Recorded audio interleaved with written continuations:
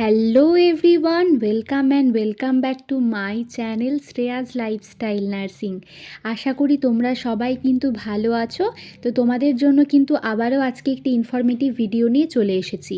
তো আজকের ভিডিওতে তোমাদেরকে আফটার এএনএম এবং জিএনএম কোর্স করার পরে তোমাদের গভর্নমেন্ট জব পাওয়ার স্কোপ কতটা, বা তোমরা যদি গভর্নমেন্ট জব পাও সেখানে তোমাদের স্যালারি কীরকম হবে, ডিউটি আওয়ার্স কীরকম হবে এবং তোমাদের স্যাটিসফ্যাকশন লেভেলটা কীরকম থাকবে, এবং অন্য ক্ষেত্রে হচ্ছে তুমি যদি প্রাইভেটে জব করো সেই ক্ষেত্রে তোমার স্যালারি কীরকম হবে বা তোমাদের ডিউটি আওয়ার্সটা কীরকম হবে, সেই ক্ষেত্রে তুমি কতটা স্যাটিসফ্যাকশন পাবে সেটা তোমাদেরকে বলবো।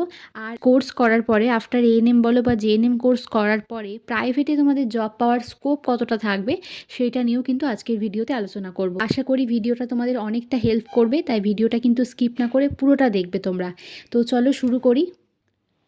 তো প্রথমে আমি এএনএমটা বলছি। তো এএনএম করার পরে কিন্তু প্রাইভেটে জব করার কোনো প্রয়োজন পড়ে না, যেহেতু এএনএমের রিক্রুটমেন্ট কিন্তু এখনও পর্যন্ত 6 মান্থই হয়ে যায়। আর সেক্ষেত্রে কোনো ইন্টারভিউও হয় না, শুধুমাত্র প্যানেল লিস্ট বেরোয় এবং সেই প্যানেল লিস্টে কার কোন ডিস্ট্রিক্টে অ্যালট হয়েছে জবটা সেইটা কিন্তু থাকে।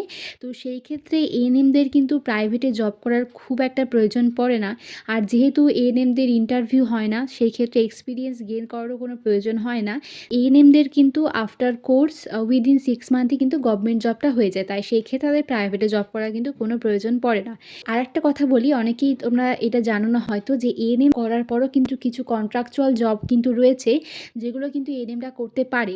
যদি তাদের রিক্রুটমেন্ট প্রসেসে একটু দেরি হয় তাহলে সেই ক্ষেত্রে ডাব্লিউবি হেলথের যে নোটিফিকেশন বোর্ড সেখানে গেলে তোমরা দেখতে পাবে যে এরকম কিন্তু অনেক জব রয়েছে যেখানে কিন্তু এএনএমদেরই নিয়োগ করা হয়। সেই ক্ষেত্রে হয়তো তাদের স্যালারিটা একটু কম হয়, 15,000 থেকে 16,000 কিংবা ওই 13,000 থেকে 14,000 এরকম হয়ে থাকে, কিন্তু সেই ক্ষেত্রেও কিন্তু তারা অনেক কন্ট্রাকচুয়াল জবে কিন্তু তারা নিযুক্ত হতে পারে যদি জব পেতে তাদের যদি দেরি হয় সেই ক্ষেত্রে।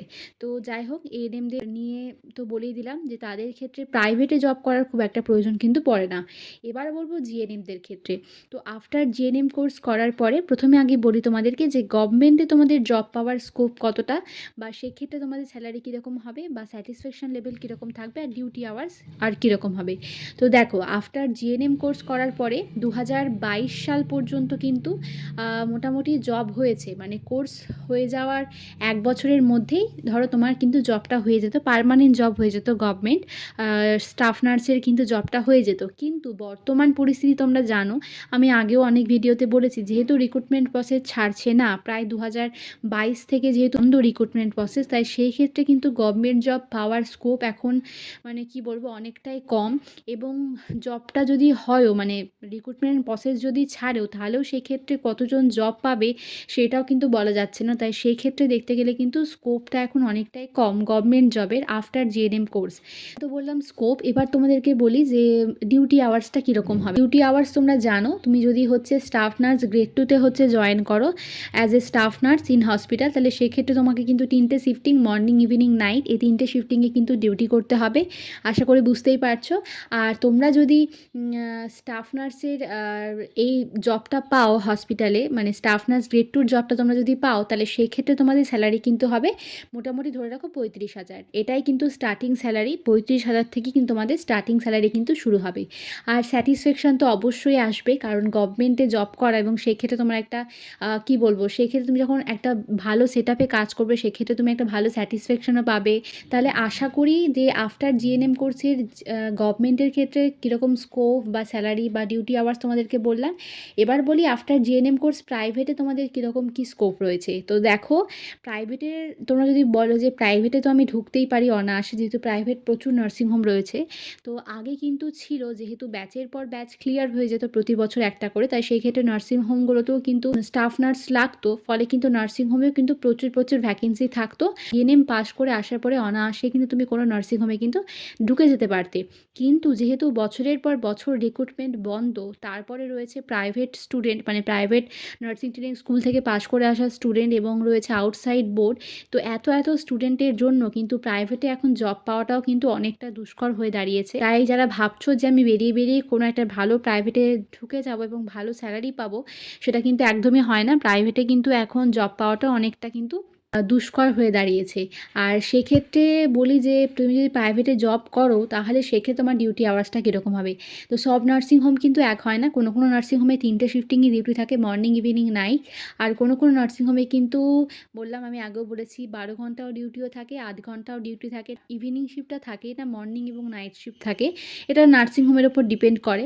তো এটা কিন্তু নার্সিং হোম ওয়াইজ ভ্যারি করে যে কোন নার্সিং হোমে কীরকম ডিউটি আওয়ার্স। কিন্তু খুব কম নার্সিং হোমই রয়েছে যেগুলোতে কিন্তু 3টে শিফটিং ডিউটি থাকে। মানে ভালো নার্সিং হোম তুমি যদি পাও তাহলে সেখানে তুমি 3টে শিফটিং ডিউটি পাবে। বাকি যে নার্সিং হোমগুলো রয়েছে সেগুলোতে কিন্তু মোটামুটি 2টো শিফটিং ডিউটি কিন্তু হয়ে থাকে। আর এবার তোমাদেরকে বলি যে স্যালারি, তো স্যালারি আমি আগেও বলেছি ভালো নার্সিং হোম তুমি যদি পাও তাহলে সেক্ষেত্রে তুমি হাইয়েস্ট স্যালারি ওরকম কিন্তু 12 থেকে 15,000, মানে 12,000 বা 13,000 বা 15,000 এরকম কিন্তু পেয়ে যাবে।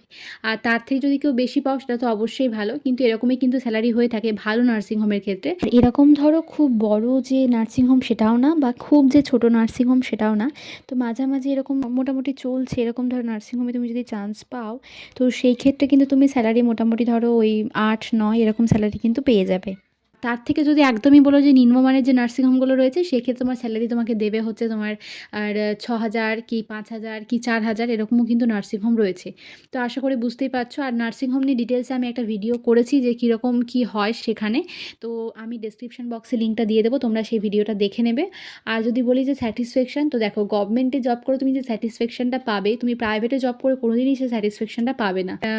আমি বলেই দিচ্ছি তোমাদেরকে, কারণ গভর্নমেন্টে জব করার প্রাইভেটে জব করার কিন্তু অনেক অনেক পার্থক্য রয়েছে। আরও একটা ইনফরমেশান তোমাদেরকে দিই যে গভর্নমেন্টে জব করলে তোমাদের কীরকম কী ছুটি থাকবে আর প্রাইভেটে জব করলে তোমরা কীরকম কী ছুটি পাবে, তো সমস্তটা নিয়ে তোমাদেরকে একটু বলি। তো দেখো তুমি যেমন গভর্নমেন্টে যদি যে কোনো একটা জব করো সেই ক্ষেত্রে কিন্তু তুমি নির্দিষ্ট সিএল পাবে, ডে অফগুলো পাবে, তারপরে হচ্ছে এই যে গভর্নমেন্ট যে হলিডেগুলো থাকে, তো এই গভর্নমেন্ট হলিডেগুলোতে তুমি যদি ডিউটি করো তাহলে সেই ছুটিগুলো তুমি হয়তো পরে ম্যানেজ করে নিতে পারবে। বোথ এএনএম এর ক্ষেত্রেও এবং জিএনএম এর ক্ষেত্রেও কিন্তু ছুটি থাকে, গভর্নমেন্টের নির্দিষ্ট কিছু ছুটি থাকে, প্লাস হচ্ছে যে সিএল থাকে, সিসিএল থাকে, সমস্তটাই কিন্তু তুমি পাবে। আর বলি প্রাইভেট নার্সিং হোমের কথা, তো প্রাইভেট নার্সিং হোমের ক্ষেত্রে কিন্তু ছুটি পাওয়াটা অনেকটা চাপের বিষয়। এবং এই প্রাইভেট নার্সিং হোমের ক্ষেত্রে তুমি যদি ছুটি নিতে যাও, ধরো তোমার কোনো এমার্জেন্সি পড়েছে বা তুমি হয়তো 1 সপ্তাহ টানা ছুটি নিতে চাও, বা তোমার কোনো হয়তো অনুষ্ঠান পড়ে গেছে বাড়িতে, এরকম যদি হয় সেক্ষেত্রে তুমি ধরো 1 সপ্তাহ ছুটি নেবে, তুমি ডিউটি যাবে না। তো ধরো তুমি 1 উইক ডিউটি যাবে না, তো সেই 1 উইক যে তুমি ডিউটি যাচ্ছ না তার জন্য কিন্তু স্যালারি কাটা হয়, এবং তারপরে কিন্তু 1 উইকে স্যালারি কাটার পরে বাকি স্যালারিটা তোমাকে কিন্তু সেই মাসের হিসেবে কিন্তু হাতে দেওয়া হয়। মানে বুঝতেই পারছো যে কি হয়। এরকম অনেক নার্সিং হোম কিন্তু রয়েছে। কি বলবো, এই জিএইচ ফিএইচ তো থাকেই না, ডে অফ ওই সব কিছু হয় না প্রাইভেটে জবের ক্ষেত্রে। শুধুমাত্র নাইট করার পরে যে নাইট অফ সেইটাই হচ্ছে একমাত্র ছুটি। আর হয়তো এমার্জেন্সি হয়তো 2টো কি 3টে ছুটি থাকলো, বাদবাকি কিন্তু কোনো ছুটি কিন্তু থাকে না। তাহলে বুঝতেই পারছো যে গভর্নমেন্টে জব করা আর প্রাইভেটে জব করা কতটা হচ্ছে যে ডিফারেন্স এই দুটোর মধ্যে। তো আশা করি বুঝতে পেরেই গেছো। আর তো তোমাদেরকে আমি বলে দিলাম যে স্কোপ কীরকম, স্যালারি কীরকম, স্যাটিসফ্যাকশান লেভেল তোমার কেমন আসবে, সমস্তটাই কিন্তু বললাম। তো আজকের ভিডিওতে কিন্তু আফটার এএনএম এবং জিএনএম কোর্স করার পরে গভর্নমেন্ট এবং প্রাইভেটে জব করলে কি কি জিনিস তোমাদেরকে ফেস করতে হতে পারে, বা কীরকম কী স্যালারি পাবে, বা স্যাটিসফ্যাকশান কীরকম আসবে, বা স্কোপ কতটা জব পাওয়ার, সমস্তটাই আজকের ভিডিওতে কিন্তু বললাম।